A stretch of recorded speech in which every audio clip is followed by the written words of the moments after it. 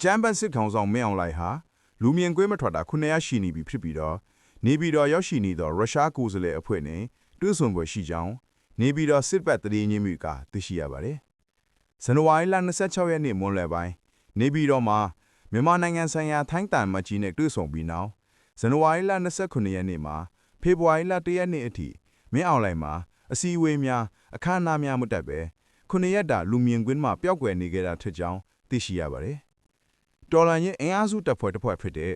Brave Warriors for Myanmar အဖွဲ့ရဲ့ဦးဆောင်စီမံမှုနဲ့ဇန်နဝါရီ9ရက်နေ့မှာအလဲပိုင်းတိုင်းစစ်ဌာနချုပ်လက်ပခကိုရေရရာတချေဖို့ရောက်နေတဲ့အကြမ်းဖက်မင်းအောင်လှိုင်ကိုရှော့တိုက်တုံး9လုံးဖြင့်ပစ်ခတ်တိုက်ခိုက်ခဲ့ပြီးလုံးကိုအောင်မြင်စွာပစ်ခတ်တိုက်ခိုက်နိုင်ခဲ့ကြောင်းထုတ်ပြန်ကြေညာခဲ့တာပါ။ဟဲ့တိုက်ခိုက်မှုကြောင့်စစ်ခွေးတော်များများထိခိုက်ဒဏ်ရာရပြီးမင်းအောင်လှိုင်ကိုယ်တိုင်လည်းနိုင်ရိုးကျိုးအစုပ်သေးကိုဘုံစဝင်ပြီးအိန္ဒိယကပါရာဂူကိုပင့်ပြီးစေကူတမှုခံယူနေရတယ်လို့သတင်းတွေထွက်ပေါ်နေပါတယ်။သို့ပေမဲ့မနေ့ကဖေဖော်ဝါရီ3ရက်နေ့မှာတော့ရုရှားနိုင်ငံကလူ80ဝန်းကျင်ပါတဲ့အစစ်မြင့်ကိုယ်စားလှယ်အဖွဲ့ဟာ